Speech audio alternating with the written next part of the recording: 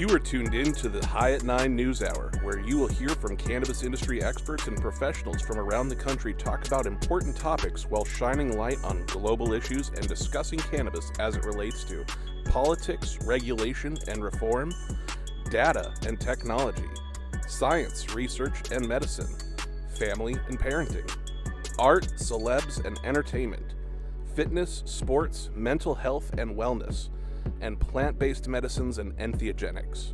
Together, we are building a stronger community, fighting the stigma and creating change. With your hosts, Jason Beck, Rico Lamite, and Nicole West, joined by special industry expert correspondents from around the country and daily antics brought to you by Cannabis. Coming to you live Monday through Friday at 9 a.m. Pacific Time. Thank you for getting high at 9 with us.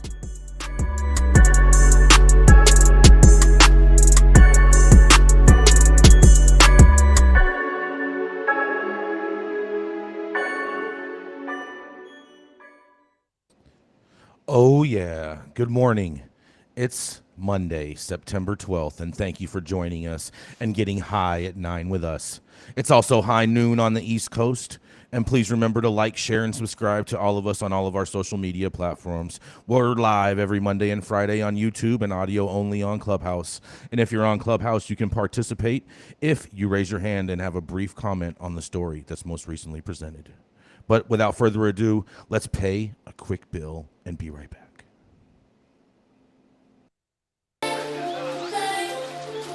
At True Classic OG, we live by one motto: stay true.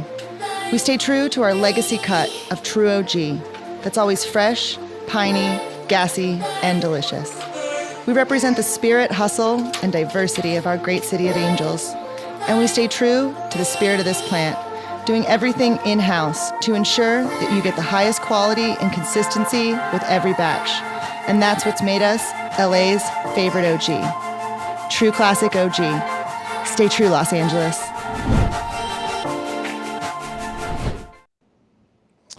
Oh, yeah, that's right.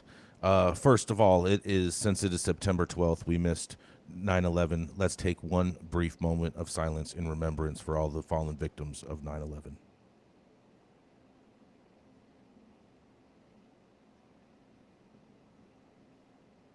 Thank you all for that. And coming up first, that's right, it is the dope dad himself. When he's not changing diapers or counting cards, you can find him at TEDx convention babying sitting grown adults. That's right, the dope dad himself, none other than the Rico Lamite. Oh, yeah. Thank you for that amazing intro, Jason, and welcome back, everyone. Hope you've all had a phenomenal weekend, and remember, getting high at 9 with us on Monday mornings is now scientifically proven to be the best start to a new week. My headline today is from the Jamaica Observer titled, All Female Speakers for CanX Jamaica Business Conference and Expo.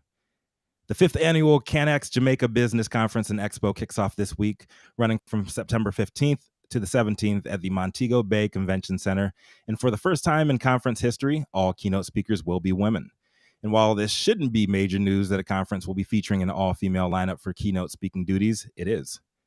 And until we live in a world where women are afforded the same opportunities and access their male counterparts are, more specifically white men do, amplification of stories like this are paramount to achieving an equitable future. That being said, let's take a closer look at CanX's all-star lineup and a few of their accolades. The first speaker will be cell biologist and Jamaican native daughter, Dr. Annabelle Manalo Morgan. Her son, at just 5 weeks old, had 38% of his brain removed, and medical experts predicted that he'd never function on his own. She formulated a cannabis-based medicine for him, and he's now 6 years old with no developmental deficits. Manalo Morgan says the experience inspired her to continue advancing the medical potential of the plant, seeking to bridge the gap between natural science and modern medicine. The second keynote speaker will be coming from former Illinois Senator and current Marijuana Policy Project President and CEO, Toy Hutchinson. Hutchinson's known as a champion of human rights issues, more specifically the protection of women and children, tax reform, and cannabis legislation. The conference's third featured address will be delivered by the industry's first Black legal operator, Wanda James. James and her husband co-founded Simply Pure, the Denver-based legally licensed cannabis dispensary, cultivation shop, and edible company. Over the years, she's become an outspoken advocate against prohibition and champion of equitable practices within the industry. And rounding out the group as CanX's final keynote speaker will be former Bancorp CEO and current industry consultant Jamie Pearson. After serving 4 years as director and 3 as president and CEO of the internationally recognized and respected Bang Incorporated, Pearson recently stepped down from the role, becoming one of the most sought-after industry consultants and influencers in the game. Congratulations to all the women who will be speaking, and I know it'll be an amazing conference in the beautiful island nation. I believe moments like this should be celebrated so the next generation of girl leaders like my daughter have visible inspiration to draw from, and bars set above a floor of broken glass that was once the ceiling as they begin making their own moves into positions of power. Damn, I wish I was in Jamaica this week to collect just a few of the gems about to be dropped. This is Rico Lamitte, dopest dad on the street. Thank you for getting high at 9 with me and the rest of the team.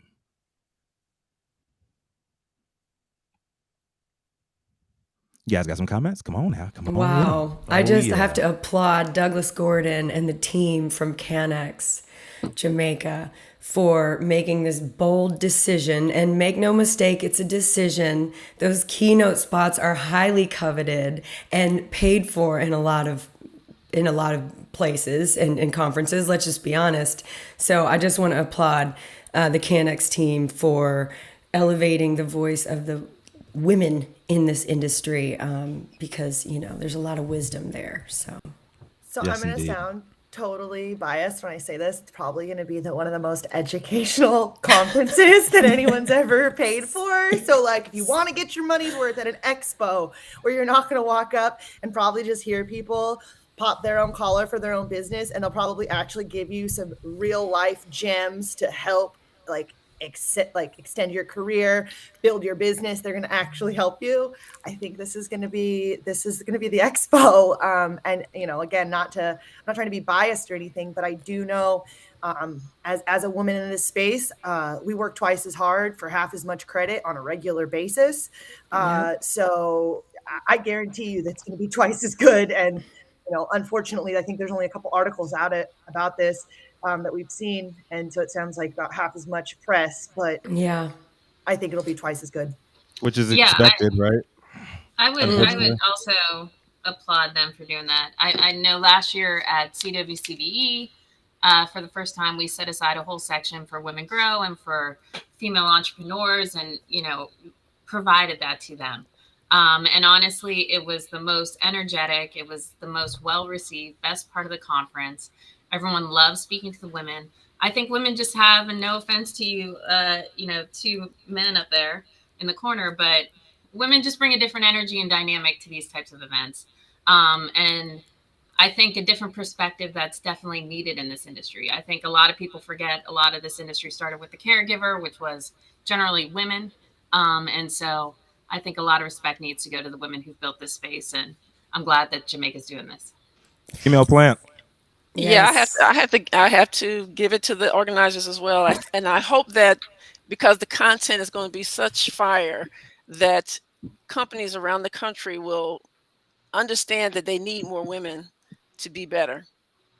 They just need more women in their ranks to be better. And this world would be better if more women were in positions of power. So that's what I hope comes out of it. So I throw a lot of events over the past, I'd say 8-9 years. I've probably participated in organization fashion of about 100 different cannabis events. I've also through women's events. They were called the Women of Sensi, and we would have just nothing but, focused on different women, business, owners and scientists and just all these amazing women in the industry. And it is remarkable to see. I will get my bios on time. I'll get my information filled out quickly. I won't have to chase people down for shit. The women expos have been amazing for that, where I'm just like, all right, cool. I sent the email and everyone clicked the fucking button. Go figure. So thank you, ladies. Women get shit done, and there's no offense they're taken at all, Gretchen. Jason, Rico, I would ask you, of your experience working in the space, do you find it better or easier to work with women over men?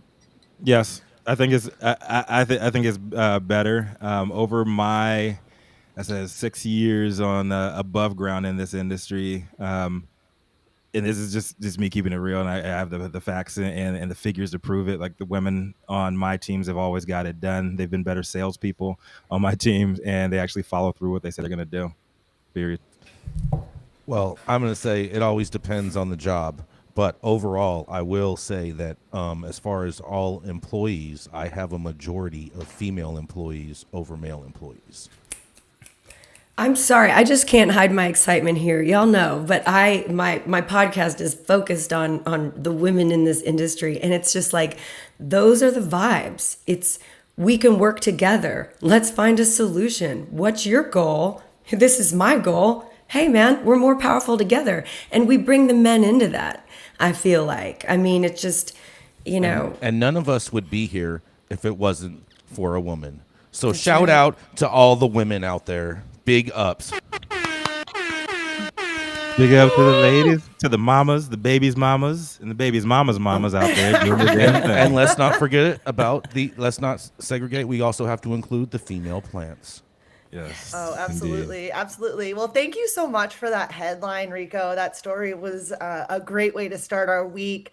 Some motivational Monday for all you ladies out there. We hopefully are going to be getting our opportunity to shine in this industry. I'm really, really hopeful for that. But up next, we have Mr. Jason Beck. Jason is the longest running retailer in the history of cannabis globally. He's also our very own Kaiser Brose and the highest Republican. What do you have for us today, Jason? Oh, yes. Good morning, Nicole. Thank you so much for that. I hope everyone is having an amazing day today. But I can tell you, the people in South Dakota are going to have to wait and see how amazing of a day they have, because campaigns for and against adult use cannabis are in full force, and a new field office has opened up in Rapid City, South Dakota. One of the most hotly contested races in the midterm elections in the state is the legalization of adult use cannabis, after a new polling suggests that voters may not be as enthusiastic about passing it as they were 2 years ago. The campaigns on both sides of the issue are gearing up for a bruising fight. The campaign to legalize adult use cannabis is expanding expanding its operation and opening up a new field office in Rapid City ahead of this November's midterm elections. The office is in the North Street location, as the IM27 petition drive held in April. Matthew Sheshnick, campaign manager for the Yes on 27, said that the group is excited to use the facility to give out yard signs and get people registered to vote. In a quote, "We want to get volunteers in here to do training. We'll do phone banking training where people can sit here and make those calls in the office." Sinwich said, "We'll do the same thing with canvassing training, bringing people in and taking them through knocking on doors, talking to voters, and doing the registration forms." Another organization coming out in full support of the measure is the Genesis Farms, which is already distributing medical cannabis after its passage 2 years ago. Manager Emmett Rolstofer said that the medical cannabis rollout has been smooth and expects the same for the adult use industry. In a quote, he says, "We don't think anybody should be punished for using cannabis responsibly as an adult," Rolstofer said. So Measure 27 seems like the logical step forward that most states across the country have decided to go after having medical first. However, not everyone shares the enthusiasm for the precedent that the other states have set. Protecting South Dakota Kids is the opposition campaign against legalizing adult use cannabis in the state. That's right, those people are the prohibitionists. Chairman Jim Kenyon, president of the Prohibitionists, said the organization is working with a lot less in their fight to keep recreational marijuana out of South Dakota. He also says there's a whole coalition, these groups coming together, and we are all moms and dads, grandmas and grandpas, mental health professionals, law enforcement, people doing a wide range of things coming together to say no, Kenyon said. A recent poll from South Dakota News Watch shows that more than 54% of respondents oppose cannabis legalization, but advocates say results don't line up with the levels of support that they've been seeing this election on November 8th. Well, I'll tell you what, South Dakota, is very important that you get out there and vote for these important initiatives, and that's the only way you guys are going to have any type of sensible drug policy is if you elect it in. And this is Jason Beck reporting for High at 9 News. Well, I think that South Dakotans need to be overwhelming in their response to passing this initiative. Don't forget, 2 years ago, they did pass cannabis. And the governor at the time, Kristi Noem, who is running for re-election and likely to get re-elected, shut it down over procedural concerns. And so I would expect that to be the case once again.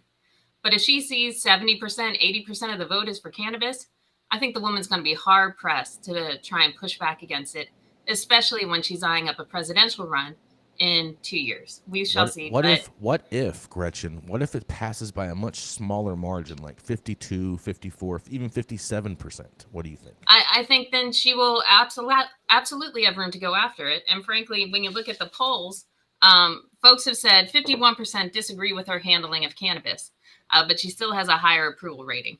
I think if it comes down to a close margin, I think they will absolutely look for a way to kill it again.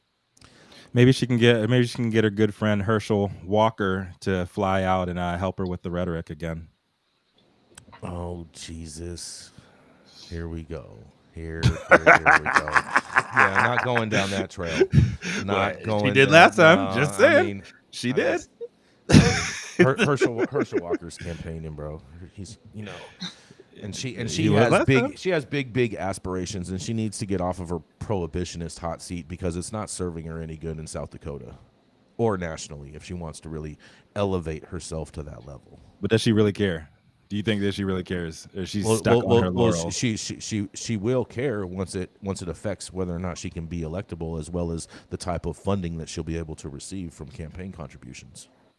She strikes me as more of the I will die on that hill. For what I personally believe in. She strikes me as one of those people. So you think she's a Republican Tory? 82% of people in South Dakota identify as an active Christian. Jason, what exactly is an active Christian? Goes to church. Goes to church. Defines not just like born a Christian or like is a Christian. You got to do the right steps. Not just you got to do the yeah. But we often talk about religion and in a conversation as to like legalization and what kind of push we're having against it. So that's something that now when we talk about a state, I just go straight to the Google. I'm like, how many people here are religious or exceptionally religious? And is it a large one group? Because that ends up working a lot better. Pot smoking. What were you asking, Gretchen? For her. Were you suggesting that she needs to worry about campaign funds coming from the cannabis side to get elected president?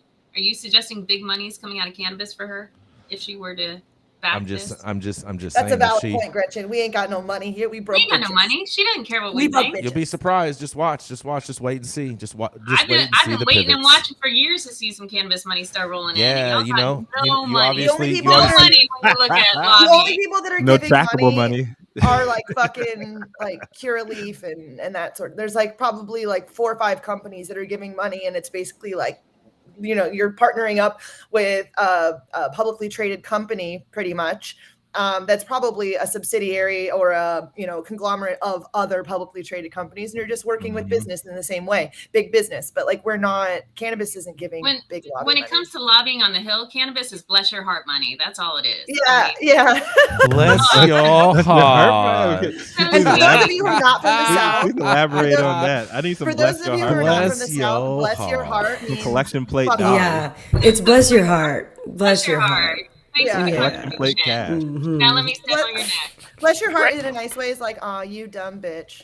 Yeah. Bless your heart. And Gretchen, I have a question. I'm torn in politics. If you vote what your constituents want, you might get reelected. But if you are sincerely torn and feel that your constituents are wrong, as in the case of Liz Cheney, sure, she paid the price for doing what she felt was right. And so what if South Dakota governor feels that, cannabis is evil and I don't care what you all believe, I'm going to go this way. So it's like, that's what puzzles me about politics. The trouble with politics is, honestly, if you really believe in what public officials are to do, they are to vote the will of their constituents. So they're not supposed to be taking their own stances on things. So in theory, Liz Cheney should have done what her constituents want. If you look at Alabama, Richard Shelby should be all about pot because his constituents are, but he's like, no, I just can't see it. I just don't think it's a good thing. And it's like, he doesn't care. I mean, politicians do whatever they want. And frankly, they do what it takes to get reelected. And Liz Cheney's going to do just fine, not being in Congress anymore. She's gonna make a run. Of course. You're gonna see this. She's not going to run anywhere. She's going to run in crazy. place. She's going to You're run in out your damn place. mind. You don't think She's going to Liz run in Cheney place. has She's set going to herself have. up? She's going to have no support. It's just going to be nothing but Halliburton and There all are of that shit. plenty of us Nothing but moderate, Halliburton? middle of the road Republicans who remember fondly the days of Reagan. I know what bullshit She you're is a believing in. warmonger. No point? way. At what point? Isn't That's the appetite, though, Jason. Yeah. That's the appetite. You're Watch. crazy. Gretchen, my money's Liz. on. I got money on 2024. Gretchen. Yeah. No, sorry. Yeah. Part of the It's deep, not going Money to on go Gretchen nowhere. here. part of the deep state, Jason. I don't know. This the lady from South Dakota, the governor, she has a better chance of winning president than Liz Cheney does. We didn't say she'd win. Okay, Gretchen didn't say she'd win, but she gonna run. Tell me winning shit, but She's fucking sharpening her Not try. spikes. She's ready Screwing to him split, in. ready to split the vote. I guarantee you Liz Cheney can raise more money than Kristi Noem can. She's In a biting her heartbeat. nails off. Oh, I agree with that too. oh boy. Well, that's because she has Dick Cheney's Rolodex. What a dick. It's Rolodex to have. Well, it's nice to have our finger on your side. Let's keep smoking in this. Let's keep this motherfucking party rolling. Up next, it's a cannabis business consultant and industry veteran certified in 3 states as a bona fide bullshit buster. And it's High at Nine's in-house dirtbag expert as well. Y'all know who it is coming to the stage next? The self-described general data bitch herself, Nicole West. What you got for us on this beautiful Monday morning? Good morning. Good morning. Happy Monday, everybody. My headline today is actually coming out of Bloomberg, and it is Europe's call for medical cannabis sees South Africa firm thrive. Now, I want to say this is super interesting to me because I've been watching the communication and the import-export between South Africa, Europe, and Australia kind of develop over the past couple years, and I had no idea this was the direction that product was moving. So booming demand for the medical cannabis from Europe to Australia has seen several South African producers sell all of its output for the next year in advance. Safricana signed a deal with Germany and Australia for the bulk of the production. The CEO of its largest investor, Opastia, said in an interview, Basim Hadir. The company started construction of its facilities in the capital, Pretoria, in 2019 and shipped its first flowers in June. In the same month, it agreed with a German-based Demacan to supply medical cannabis flower. So, okay, South Africa growing the cannabis, packaging it up, shipping it to Germany, to Demacan, okay, for flower. Then, to meet rising demand, Safrican aims to increase its production 5-fold by 2024. It will spend $40 million US in expanding its facilities in Pretoria to produce 25,000 kilos or 55,000 pounds of cannabis flower per year from 5,000 kilograms currently. The legalization of medical cannabis in more than 40 nations has led to an explosion in demand for the product that can be used to help treat nausea, Alzheimer's, and chronic pain. Safrican is among a handful of African companies to have met the European Union's strict GMP standards or good manufacturing practices, allowing it to export cannabis flowers as an active pharmaceutical ingredient to Europe, Hadir said. The global medicinal cannabis market was worth $26 billion in 2021 and is expected to expand to a compound annual growth rate at 10.4% through 2027, according to research from IMARC Group. A 51-year-old Nigerian-born entrepreneur, Hadir chose to invest in South African cannabis industry because of its infrastructure, cheap land, and good climate, he said. According to Prohibition Partners, the country's cannabis industry is predicted to be worth $27 billion. So the interesting part about this is that the weed is going from South Africa to Germany for import, and right now there is product going from Germany to Australia.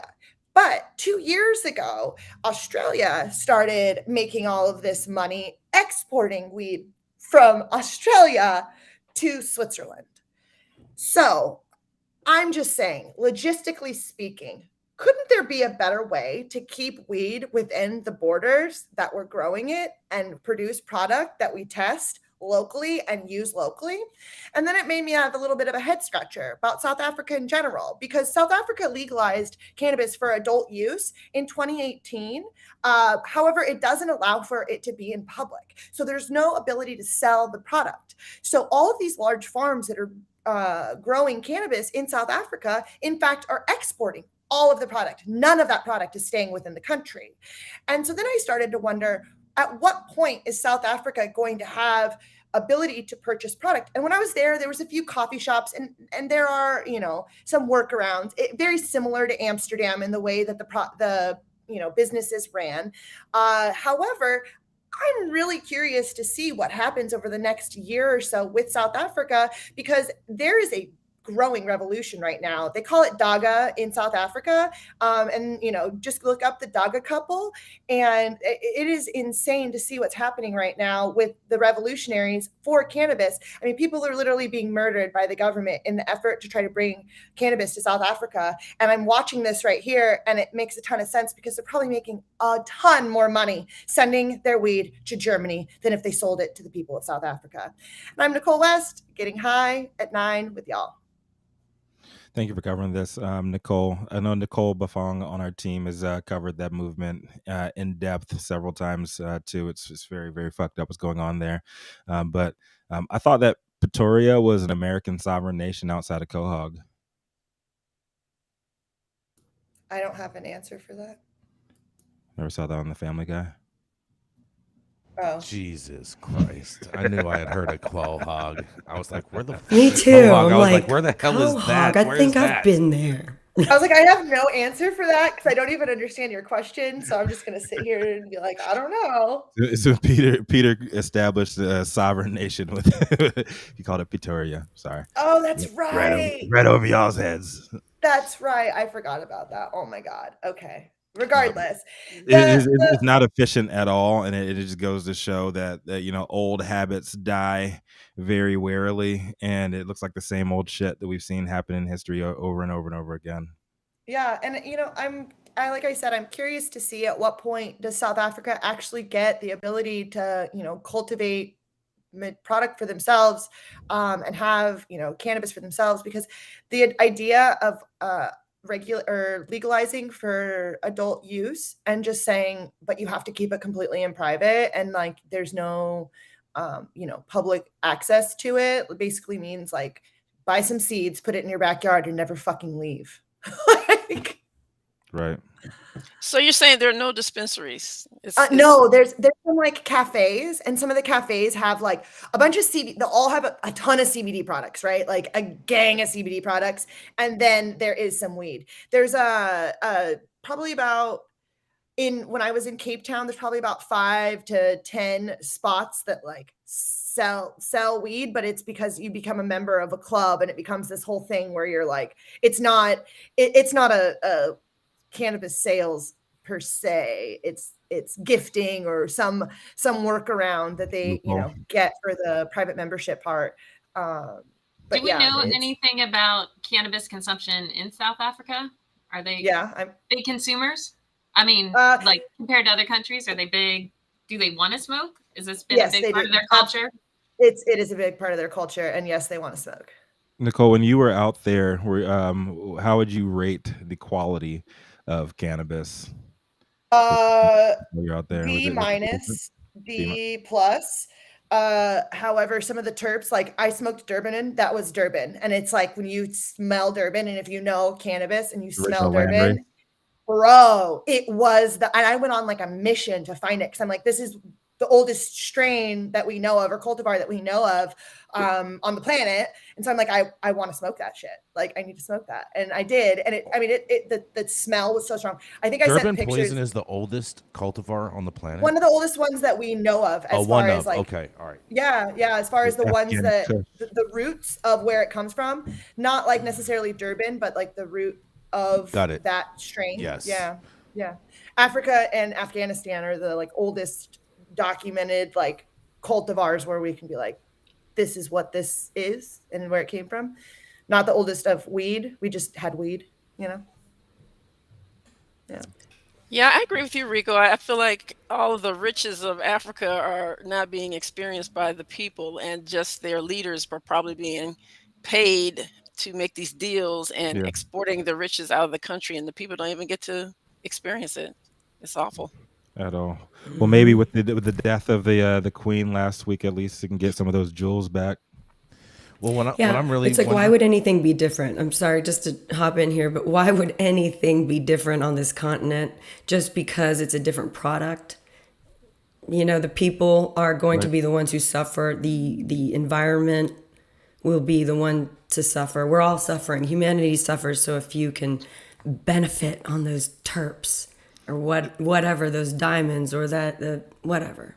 It's the side of capitalism that people want to not even acknowledge exists, you know, and it's seen every day in broad daylight in nations like Africa, in continents like Africa, and nations like South Africa that continue to suffer because, you know, we get things quicker and easily and more easily in nations like America and in a lot of the European nations as well, unfortunately. I really just want to see South Africa give Canada a run for the money on the export of weed. 1 in 10 adults in South Africa have consumed cannabis in the past 3 months, according to a recent poll. Wow. So about 10% of adults, which that's pretty good. You know, California and Colorado have a much larger number, but I think we've just gotten to the place of being open about it. So I'd say that's probably, you know, half of the truth. There's probably We have Lamont up from the Clubhouse audience. Lamont, do you have a brief comment on this, 20 seconds or less? I'm seeing nothing. All right, Lamont, thanks for coming up.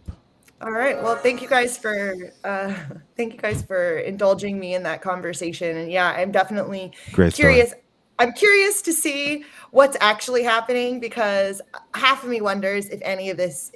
I feel like a lot of it might be just fucking bullshit for press release for people to get the stocks, right? Like I think a lot of this, I'm just like, are we actually doing this, or is this something that we're saying we're doing so that we can get some, movement in our stock market? It's just a bunch of boof. And this Right. is all a simulation. News. Right, yes. it's all simulation. Follow the money, right? Anyways, time for our disclaimer. The thoughts and opinions and general shade thrown on the High at 9 News are those of the individual speakers, not those of any other speaker or its followers. The statements made do not constitute legal or accounting advice, and speakers make no representation regarding the legal status of substance in any country, area, territory, or authorities. Views expressed in the room do not establish fiduciary relationships. Our sponsors do not imply constitute endorsement by us, the expression of our opinion whatsoever, any part, any speaker, or anyone on stage. If you're an easily offended person, the show is probably not for you. Also, fuck off. Oh, that's right. That's right.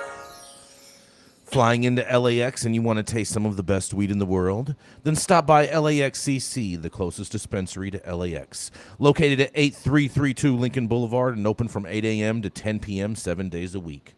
Always make LAXCC your first stop when you touch down in LA and score like a winner. And don't forget to tell them I sent you and you like to get high at 9 for 10% off your full order.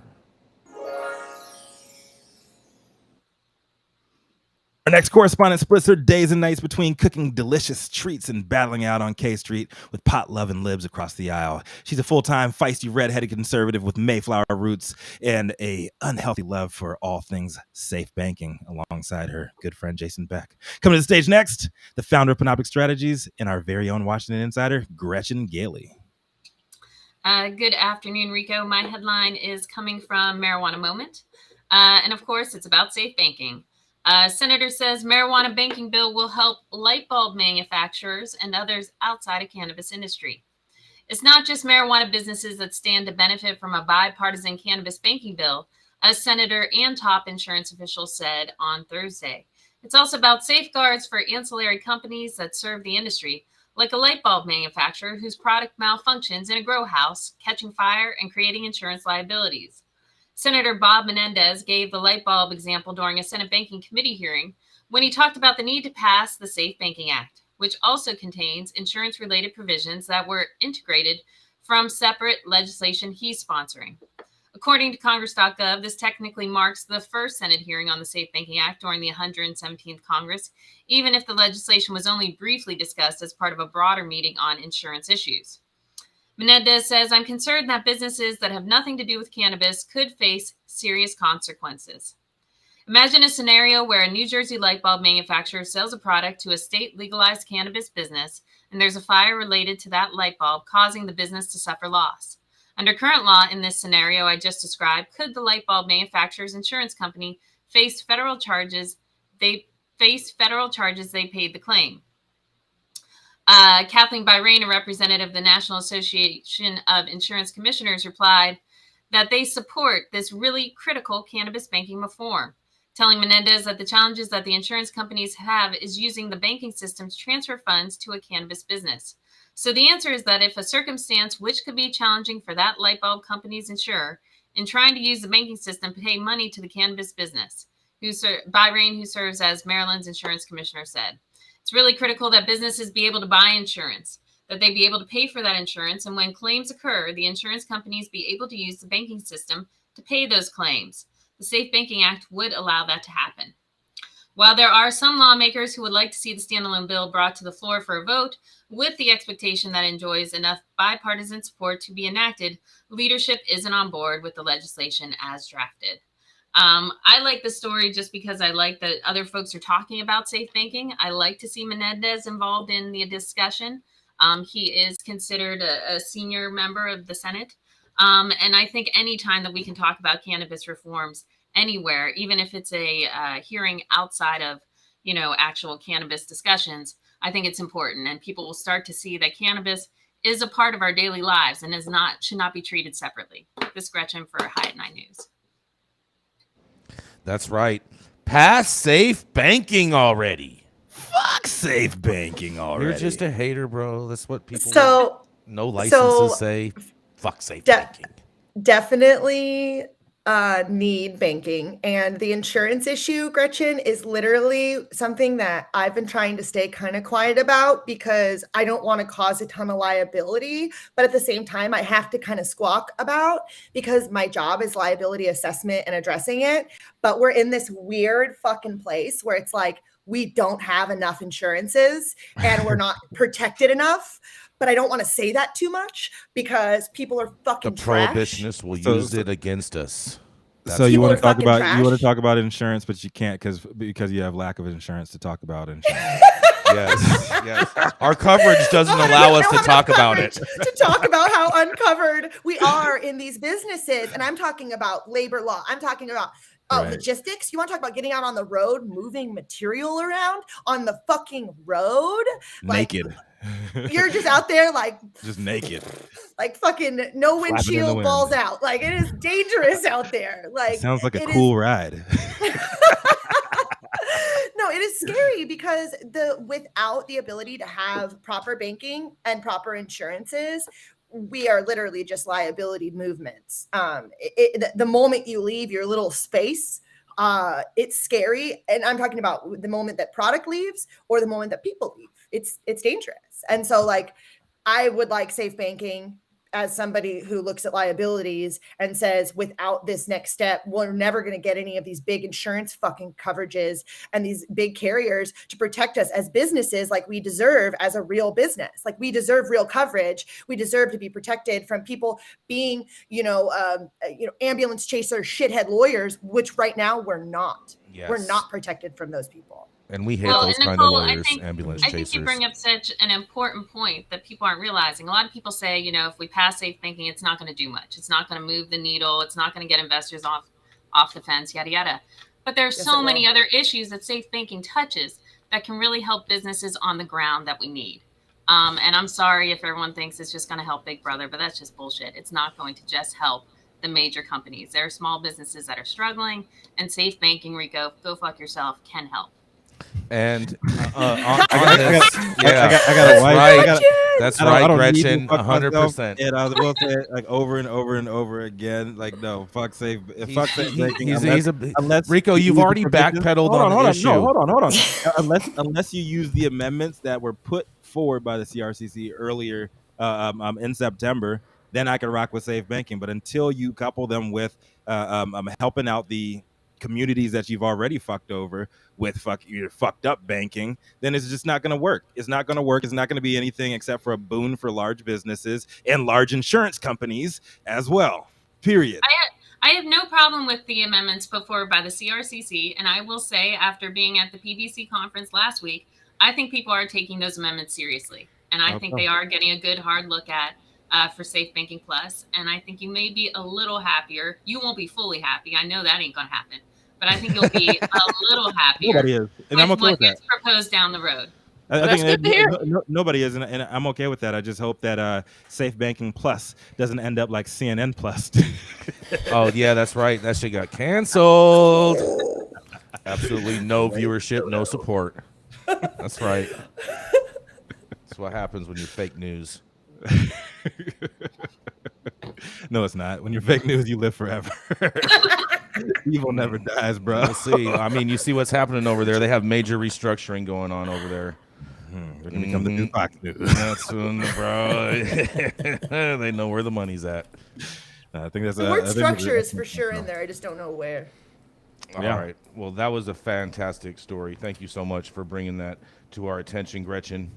But coming up next, one visit to this office is sure to get you access to all kinds of blue pills. All shapes, sizes, and colors are always included and welcome in this safe space. She's the Plants for Life CEO and a dual board certified physician, always promoting cannabis as medicine. And if you play your cards right, she'll mix some yellow ones with your blue ones to make a greener experience. Coming up next, it is none other than the Dr. Felicia Dawson. Thank you so much, Jason. Happy Monday, everyone. My headline comes from the French Toast. Cannabis More Effective Than Prescription Drugs for Pregnancy-Related Nausea by Terry Hacienda. I'd like to also begin with a disclaimer. The American College of Obstetricians and Gynecologists, the American Academy of Pediatrics, discourage the use of cannabis during pregnancy and breastfeeding. Nausea and vomiting of pregnancy is very common and present in mild to moderate degrees in 70 to 80% of women. Hyperemesis gravidarum is a severe form of nausea and vomiting of pregnancy and occurs in 1 to 2% of women.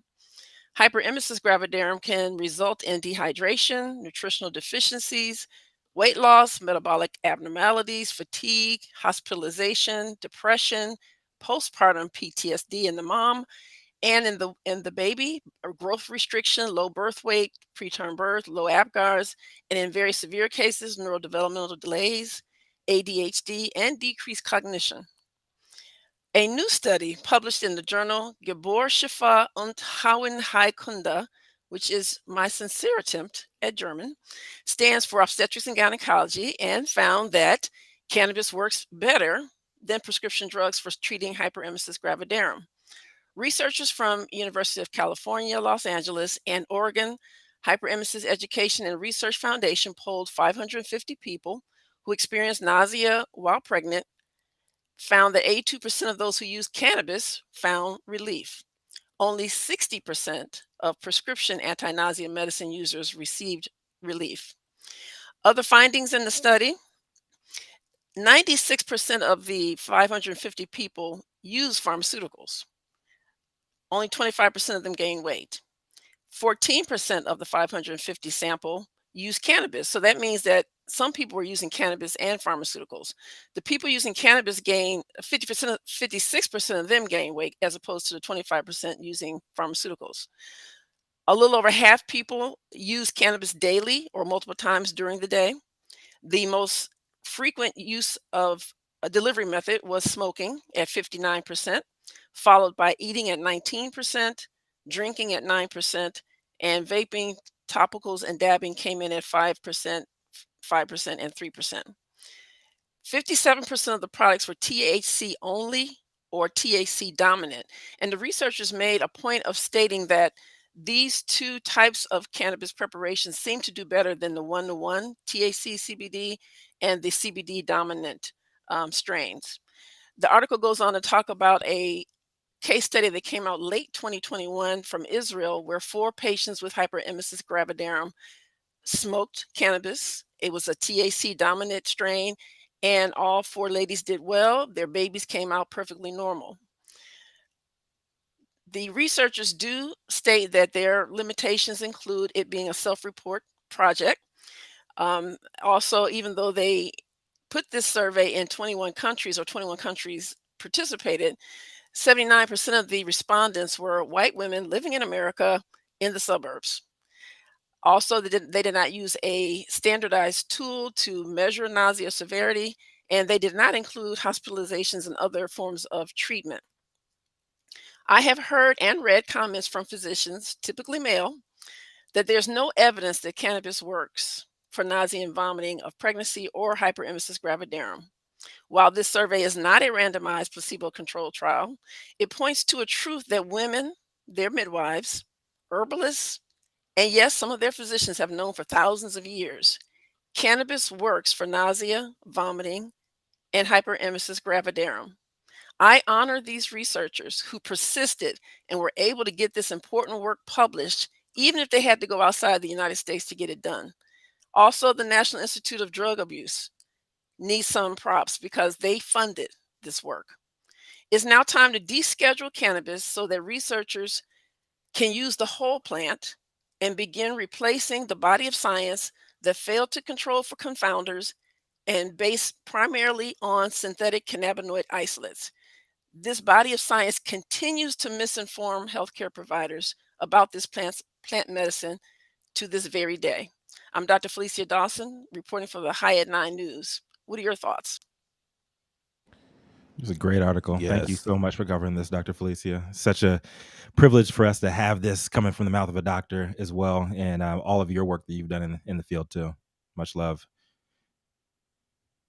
Yeah, one thing that really stood out to me in this study is that 9 of the people who use pharmaceuticals wound up terminating their pregnancy because they couldn't stand it anymore. Mm. Nobody in the cannabis group terminated their pregnancy. I thought that was pretty amazing. Wow. Staggering statistic. That's a serious stat. Can you email me that, Dr. Felicia, that stat? Dr. Felicia, Okay. when you talk about this kind of nausea, I mean, you're talking about serious stuff, right? This is not just morning sickness, correct? Well, hyperemesis gravidarum is the worst form of it, but I can tell you, I've experienced nausea myself. I didn't have it during my pregnancy, but that is one of the worst feelings you could ever have, to be nauseous. It's horrible. It's like And having having witnessed that firsthand in the past couple of years, I can attest, man, that I'd never, ever want anybody who loves the person who's carrying their child to see them in that state. It's just a shitty position to be in. And when you know that the drugs that the doctors are giving you aren't really helping, like, you just feel absolutely helpless. I'm not a doctor, but every time I look at the options between something that helps me that's like a plant and something that helps me that looks like hard drugs, I feel like I'm going to go with the plant. I'm going to say if that works, why go to the next step? Why go to the chemical compounds? Like if you can find relief in a natural form, but that's not our Western medicine system. They don't like to say things like that. They like to say, here's a pill rather than change your diet. Here's a pill rather than, what kind of lotion are you using? Right. Yeah. They're literally like, here's a pill for that. You're like, what? And for those of us who have struggled with addiction, man, like, you're like looking at that pill, like, yeah, you really don't want to be hurting, but you really don't want to fall back into that cycle. It's a double-edged sword. And unfortunately, you have to go the quote unquote illegal path in America to get some kind of relief. Like, that ain't it, man. And we need to follow science, and we need to open up the floodgates and allow a lot of these studies into the U.S., into the urban communities where we need it the most. We also have Dr. Mary in the audience with us in Clubhouse, and I'm wondering, Dr. Mary, do you have any comments on this new research? Oh, thank you. I mean, it adds to the existing body of research that is, that is full of pros and cons. And I know that it works for nausea, certainly in cancer patients. I don't see why the nausea of pregnancy would be much different, because all of it is what we refer to as supratentorial, like a nausea that is coming from the brain rather than coming from some sort of abnormality within the gut itself, like, for example, gastroparesis or chronic constipation can cause nausea. So the causation, it makes sense that it would work. I think we just have to, move forward when we're dealing with pregnant women and unborn children with an abundance of caution, and look at all the literature as carefully as we can, and just be very, very, very cautious in how we handle our pregnant people. But this is along with everybody else that we take care of, but especially somebody whose cells are growing and multiplying at the fastest rate of their entire life. We want to provide all the best things for those little ones. So this is exciting and worth continuing to monitor. Yes, indeed. Thank you for that, Dr. Mary. You're welcome. Yeah, I look forward to the researchers being released and being able to work with the real plant, because the synthetic cannabinoids can get us in the ballpark, but they don't behave exactly like the plant. And so we need the plant to actually find ourselves on the basis. We can't just keep using synthetic cannabinoid isolates and extrapolating that to mean that this is how the plant works in the body. It's just not true. Deschedule or bust. Exactly. Dr. Felicia, are they going to be, is this same group, do they have any other studies in line or in the queue that they are working on that is similar to this study? I'm not sure, Jason. I'm not sure. But Ziva Cooper is one of the researchers, and she's done a lot of work with the NIH and is very pro-cannabis. And I'm just thankful that they worked hard enough to get this published, because now it's trickling down into our lay materials, and now other doctors can read about it and know that cannabis can hold its own against any pharmaceutical for nausea and vomiting and hyperemesis gravidarum. Much love.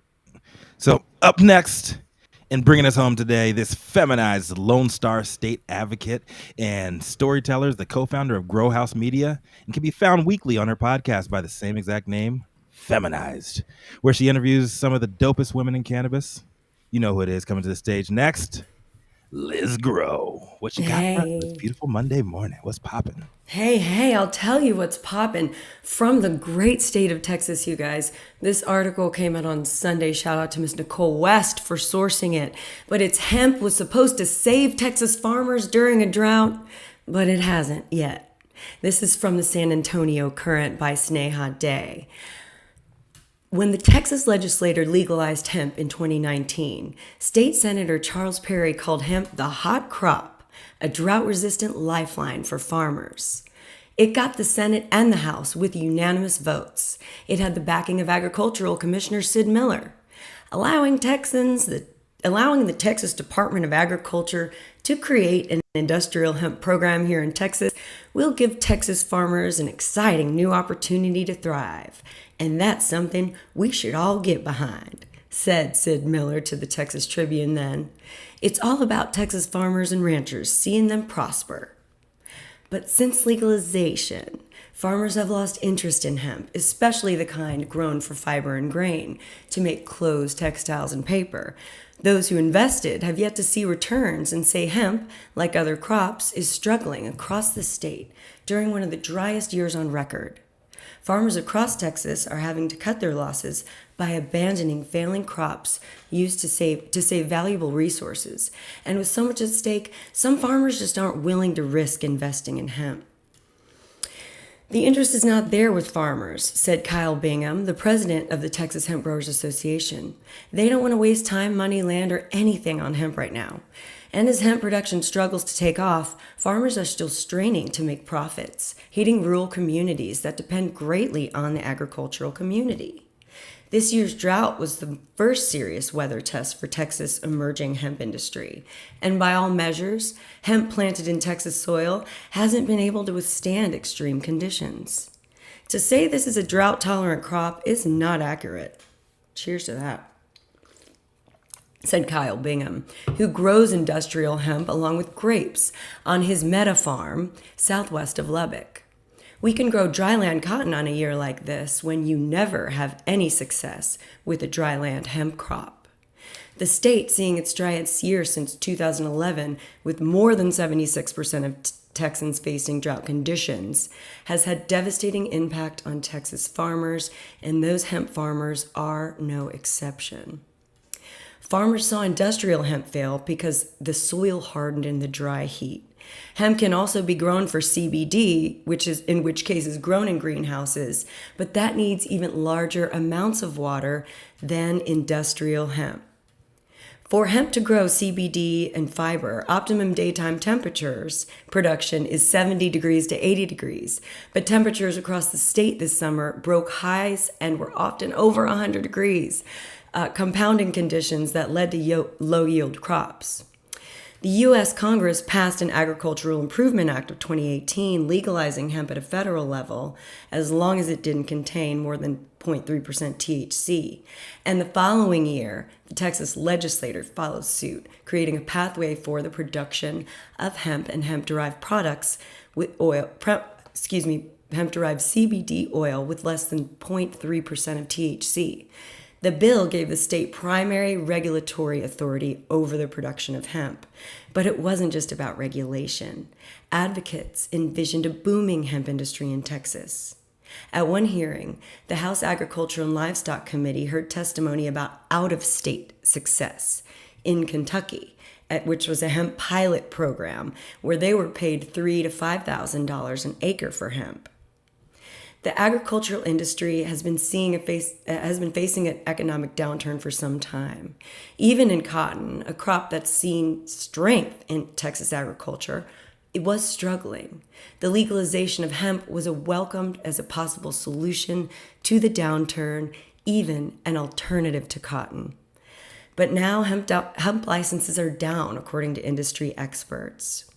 The legalization of hemp was accompanied by an influx of hemp growers, eager to cash in on the new crop.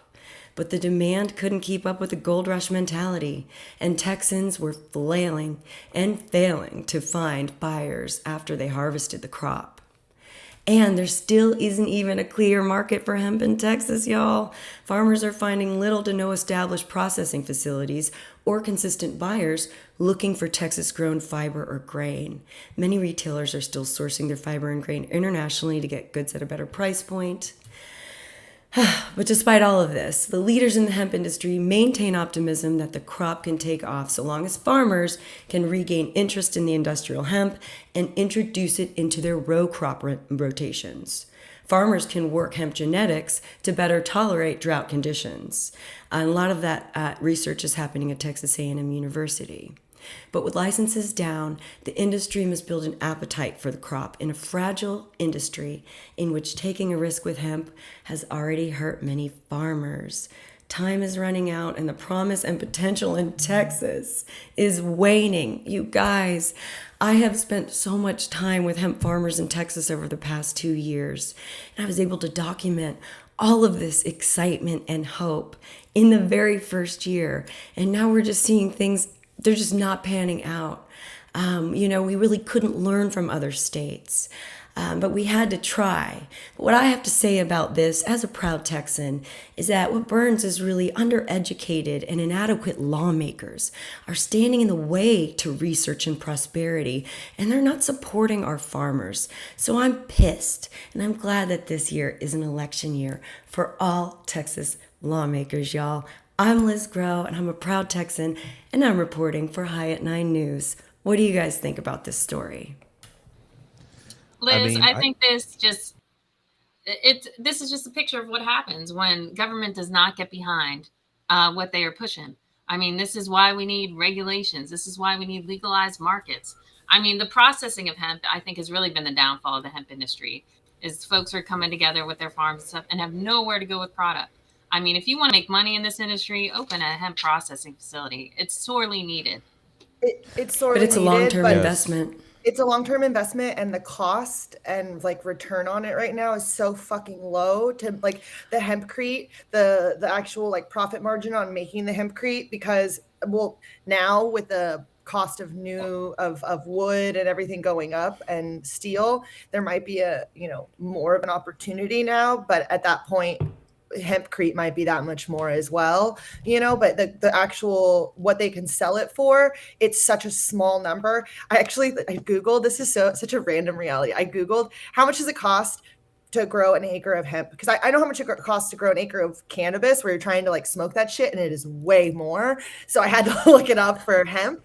And so it's estimated production expense of $286 per acre, with a net return, if you're doing fiber, ranging between negative $116, so you could lose $116 off your fiber, up to $473. So you can make up to $500 an acre, which is drastically higher than a lot of other crops, not higher than wheat, not higher than soy currently. So wheat and soy are still outpacing the return on acreage of investment in hemp. And hemp is a fucking pain in the ass because of some extra hoops you have to jump through. So, you do it 1 or 2 seasons after being a wheat farmer or a corn farmer, and then you're just like, fuck this.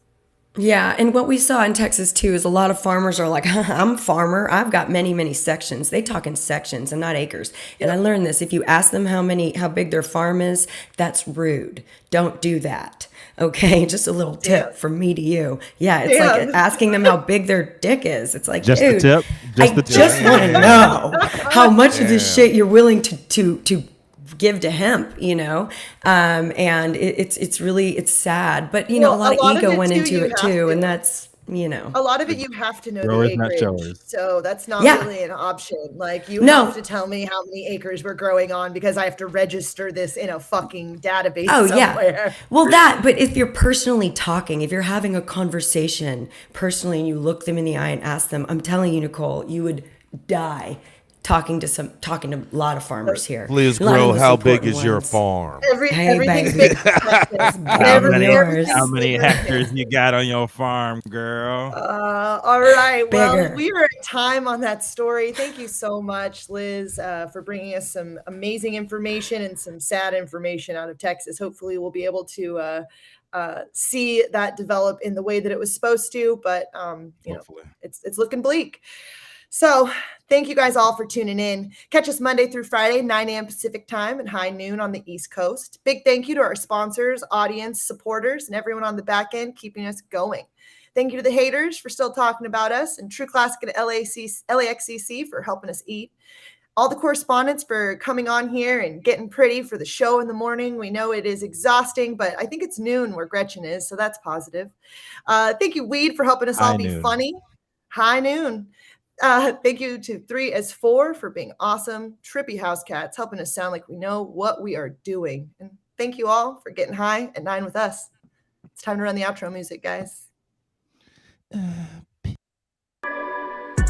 You are tuned in to the High at 9 News Hour, where you will hear from cannabis industry experts and professionals from around the country talk about important topics while shining light on global issues and discussing cannabis as it relates to politics, regulation and reform, data and technology, science, research and medicine, family and parenting, art, celebs and entertainment, fitness, sports, mental health and wellness, and plant-based medicines and entheogenics. Together, we are building a stronger community, fighting the stigma and creating change. With your hosts, Jason Beck, Rico Lamitte, and Nicole West, joined by special industry expert correspondents from around the country and daily antics brought to you by Cannabis. Coming to you live Monday through Friday at 9 a.m. Pacific Time. Thank you for getting high at 9 with us.